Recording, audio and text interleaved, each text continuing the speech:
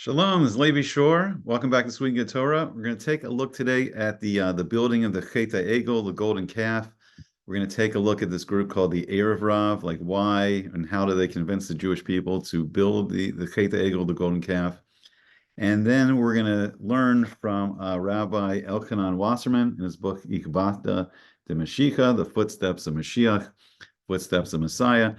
What he said about the new golden calves, the new avodah zarah in the 20th century, and we'll see how it's even gotten worse in the 21st century. All right, so let's jump right in. Let me see if I can share the screen here and bring up the pasuk of building the golden calf. Okay, we'll see if I can get that up on the screen here. Okay, so let me see if I can find it. All right, so we start here. See the first pasuk, and it says Vayareh ha'am, and it's interesting. It says that the people saw. And it uses the word ha'am. It doesn't say Bnei Yisrael. It doesn't indicate it's the Jewish people. It's just this ha'am, these people, the nation. Ki voshes Moshe. That Moshe was late, Loretus Minahar. He was late coming back down from Har Sinai, Mount Sinai, where he went up actually into Shemayim, into the heavenly worlds, and received the Torah. And it says, Vayikahel ha'am al Aharon. And then this people, they kind of congregated, they got together. And the people, they were on top of Aaron. They were pressuring like Aaron to do this avodah zarah. And they said, Vayomru elav. And they said to him, Kum aselanu Elohim, or Elohim, because this is a avodah zarah. So we're supposed to say like that. So they say, come on, rise up and make for us a God. Make for us, a God we can worship. Asher Yelchu Lifnenu, who's going to go before us. Kizem Moshe Ha'ish. Now it's interesting. It says because this Moshe Ha'ish, that he's a man. Moshe Rabbeinu, as great as Moses is, he's just a man. They're saying so. Asher He'alanu Meretz Mizrayim, and this is very strange. And they say that Moses brought us up from the land of Egypt. It's like, wait, stop the brakes. Wait, who are these? Who are these people? It's like, no, I'm sorry, Hashem, the infinite being, the infinitely powerful creator of everything, brought us up from Egypt. Hashem brought the Eser Makos, the 10 plagues on the Egyptians. Hashem brought us across the Red Sea in a miraculous fashion, the Kriyas Yamsuf, the splitting of the Red Sea. Hashem gave us the miraculous things in the Midbar, in the desert. He gave us the Anania Kavod in the merit of Aaron HaKohen. In the merit of Aaron, he gave us these clouds of glory that surrounded us and protected us. And we celebrate Sukkah, and we build the sukkah, Yedu, so we can remember these, miraculous Anania Kavod. And it's like, wait, so we had the Bir Miriam, the well of Miriam, this miraculous water that came out of this rock, and we had the manna in the merit of Moshe. Like we had all these miracles, and then Matan Torah. And then we stood in front of Mount Sinai, where they were right now, and they heard Hashem speak. They heard this infinite being speak, and they even saw the sound waves coming from all 6 directions. And they knew, and they heard this shofar getting louder and louder and louder. And they saw, and we saw, it says, all the neshamas of all the people, all the Jewish people that ever be born, and all the Gerim, all the souls of the Gerim, the converts that would ever be born. Everyone was there. We heard this infinite being speak. And now this people is going, Moses led us out from Egypt? Like, what's going on here? And they say, Lo yadanu mehayulo. And we don't know, like, what happened to him. We don't know what became of him. All right, so let me see if I can go down here so that was, it's chapter, if you want to look it up, it's chapter 32, Lamed Beis in Sefer Shmos, in the book of Exodus. It's Parsha Ki Tisa. And then if we go down the 7th verse here, it says, Vayidaber Hashem o Moshe. So Hashem speaks to Moshe, and he says, Lech raid. Hashem goes to him, go down. Go down. He shiches amcha, and this is very strange. He says, your people have become corrupted. Like your people have acted corruptly. And what does that mean? Your people, like the Jewish people, are Hashem's people. Who's this amcha? Like who's Moses's people? Asher he'elesa min eretz Mitzrayim. And then he says something really strange. And Hashem says that the people you brought up from the land of Egypt, they became shiches. So who are these mysterious people? Who is the pasuk talking about? So Rashi gives us a lot of help here. Rashi says on the word shiches amcha, that your people have become corrupted. He says shiches ha'am lo ne'amar. It didn't say shiches ha'am. It didn't say the nation or the people became corrupted. It says Ella Amcha. It says your people. So who is this talking about? And Rashi says these are the Erev Rav. This is the Erev Rav. Shekibalta me'atzmecha. And Hashem says you receive them yourself. You receive them. These were Giyartam. They were your Gerim. Like Hashem said, I didn't choose them to become Gerim. You chose them, Moshe. You chose them, Moses, to become Gerim. Velo nimlachta bi. And you didn't consult with me if these people were worthy. So there's two different opinions of who the Erev Rav are. And it's interesting. So Rashi says that they were a mixture of nations.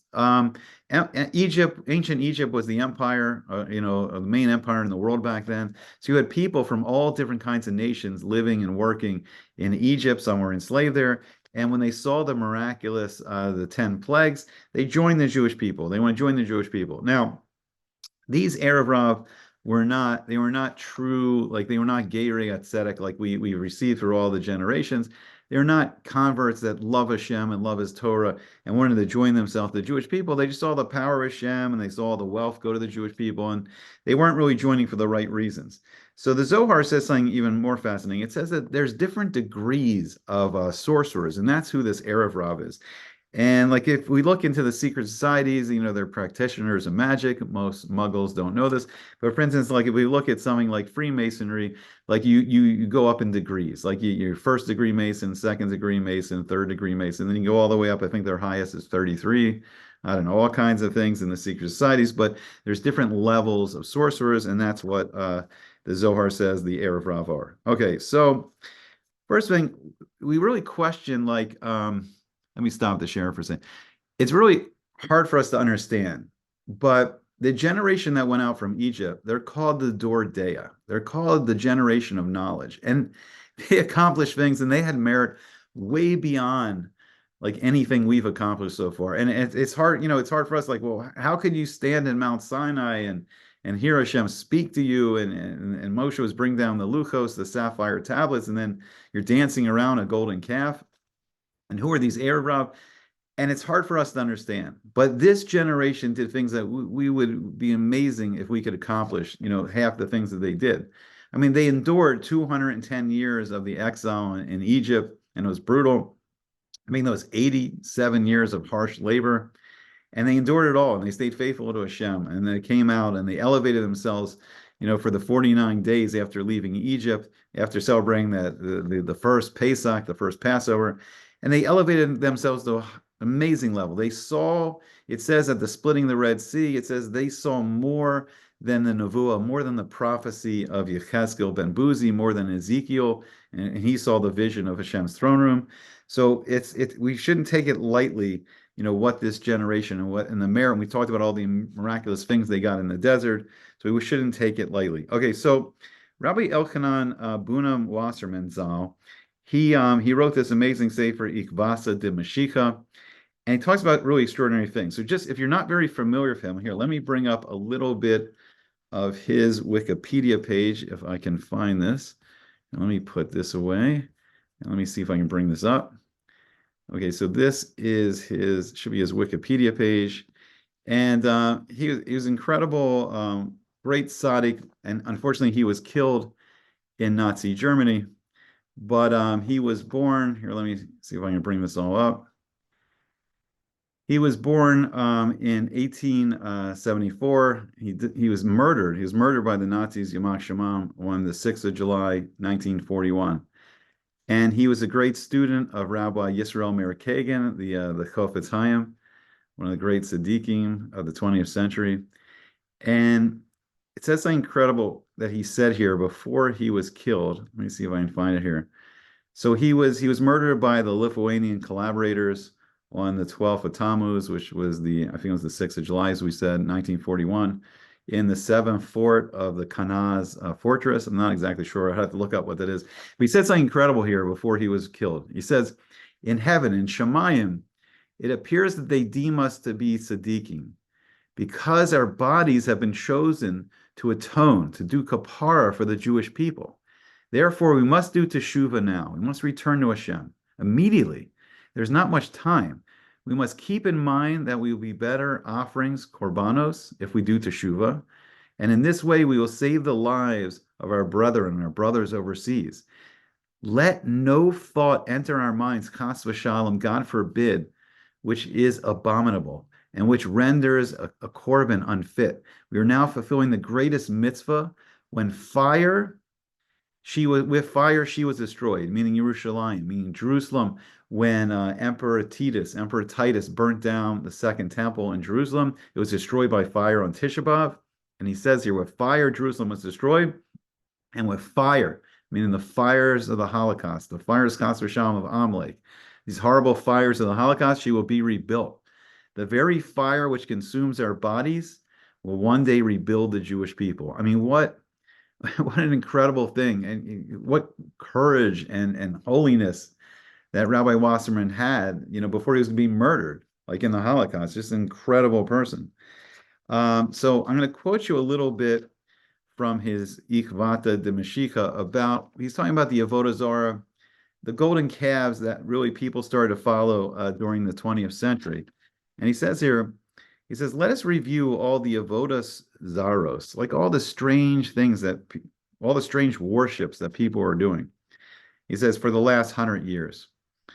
And he says, the Haskalah, the Enlightenment of Berlin, the Enlightenment movement, which is really, this philosophical, really an atheist movement that just washed over Europe. And I believe it began in 1656. It entered the Jewish people for the first time with Baruch Spinoza. And it just did great damage to the Jewish people. And then he says, and he uses another word which sounds very similar, the Haskalah, but this is with a samach instead of a shin. And this is like the academia, the intellectuals of Berlin, the universities. And it says, from it was hope for Yeshua Rabasi, like a great salvation. So the Enlightenment was promising to bring the Geula, to free us from our Golas, from our exile. And he says, since the beginning of this, and he uses the word Ruach HaLiberalismo, or liberalismos, and the meaning like the spirit of liberalism, spirit of the Enlightenment was blowing. Spirit of liberalism was blowing. And immediately the Jews, he says, they're Darzu. They were the first to stand in the first ranks of its leaders. The Jews rushed to become leaders of this new liberalism. And it's still true today. And so it says after liberalism went down, and he says, Ma'al HaPerak, I think he's saying like from this chapter of history, they turned to democratism, like democracy or democratism. I think he's talking about democracy. And it says then to socialism, like the socialism. I'm trying to read it in the Hebrew, and I guess the Yiddish is doing. And then to communism, and then to communism, and all the other isms. And then he says, these strange warships offer korbanos of dami, and dami can be translated as blood or money. And they all were kizovum. They were all betrayed. They all betrayed its practitioners. Everyone who follows these isms, worships these isms, these new golden calves, they're always betrayed. And this Avodah Zarah didn't justify the hope that was hung upon it, because all this promised that we'd be freed from the Gullus, we'd be freed from the exile. And we have this illusion in the liberal West, in the secular liberal West, that we're freed. And he goes on in many places. I'm not going to go through his exact quotes here, but he goes on in many places to talk about secular Zionism and the extreme danger of secular Zionism, because it's antithetical to the Torah. And we saw what happened. I mean, there's this great merit in 1948. 1948 in our current Roman exile and the Roman calendar corresponds to 1948 in the Hebrew calendar, the year that Abraham Avinu was born, the year that Abraham was born. So it's this great potential. It's a great potential for Mashiach in 1948. And unfortunately, like the secular, and I believe it's like the modern day Erev Rav, they jump in and they form a government in Israel, and they've kind of blinded the eyes of a lot of Jewish people. This is not correct. It's so strange. Like, how do we get to the point where keeping kosher doesn't seem like a Jewish thing? How do we get to the point where keeping Shabbos, doesn't seem like a Jewish thing? Like, I mean, I understand it. I grew up in public school. I went to, university. I understand it. I understand the mentality. I also grew up on sports and comic books and rock music, remember the Kiss Army and all that, and I understand the mindset. But it's so strange how we were convinced that the Torah, that Hashem, isn't us. It's like, and it's strange in a way, because what secular Zionism in some ways has done is they've taken our greatest friend and made him into an enemy, and they've taken our enemies and they try to make them into friends. And I'll explain. So they've taken our greatest friend, Hashem, this infinite being who has protected us for 4,000 years of history, and they want to set up a secular state where Hashem's not taught. And even now they're fighting to still, pull the yeshiva, the Bakrim out of yeshiva and force them in the army. Look, it's important. It's important. We have many enemies that we have to fight against. And we do need an army. And in a way, they've kind of caused, like, the anti-Semitism. It's a whole different issue. But we need an army. So, I'm not saying anything crazy like we shouldn't be fighting against, the anti-Semites. Of course we should. But in the same regard, what gives us merit and what gives us our greatest strength is all the Bakrim learning in yeshiva. And that brings protection from Hashem for all the soldiers of the IDF. It brings protection for Jewish people all around the world. And we really need Hashem's help. They're really, like, this war against Hamas, I don't know, like, what your impression is, but it's going very poorly. It's very scary. I mean, it's very sad and depressing. Like, we saw modern day Nazi atrocities on the Shabbos of Simchas Torah on October the 7th. And I think initially over 200 and some, Jewish people and non-Jewish people were brought captive to Gaza. And I don't understand how, they've captured most of Gaza so far, and they've only rescued 3 hostages so far. They did the first, trade deal where they exchanged some, like, not so bad murderer, terrorist people. And now they're talking about the second deal where they would bring back really bad, murderer, terrorists, people out of prison. And if you remember, like, Sinwar was released in, I believe, the Gilad Shalit deal. We've been down this road again and again and again, and it's getting old. And there's a real danger from the invasion of Hezbollah from the north. But we really need Hashem. It's not going to work anymore. We can't do this with, like, Kochi and the Otzem Yadi. We can't do it anymore. We can't do it with my strength and the strength of my hand philosophy. It's not working. We need Hashem's help. The miraculous victories that we saw in the past were with Hashem's help. 48 didn't happen in a vacuum. That was miraculous. It was with Hashem's help. 67, miraculous, with Hashem's help. That's with external Arab nations armed to the teeth. Now it's just little terrorist groups. And this massively sophisticated 21st century technology, the IDF, is barely defeating Hamas. It's nuts. And world opinion is, like, very much against the Jewish people right now. So it's like, these are the new golden calves. These are the dangerous isms of our days. And it gets even worse now. Now we're in the 21st century. And now we have, like, enlightenment has reached its fulfillment. We have the atheism. That's the low L, the no God mentioned in Parsha Hazinu, the song of Hazinu. And even worse, Satanism. And people are literally worshiping the Satan. It's bizarre. So let me see if I can bring this up. I want to, well, what? Maybe we'll do it a little later in the next class. But this amazing thing from Paul Harvey, where he says, like, the devil's goal was to get everyone to forget about the devil. And it's kind of like the world we're living in right now. Like, people don't even know about the Yetzer Hara and the Satan. They act like, this doesn't exist. And if we're not fighting the battle against the Yetzer Hara, we're getting destroyed. All right, so I'm throwing a lot out there. These are a lot of ideas, but these are the actual golden calves of the 21st century. We still have the Erev Rav we're contending with. So it's the same battle, a long time later, and we got to win it this time. Okay, I hope you enjoyed it, and I hope to see you back again soon on Sweet and Good Torah.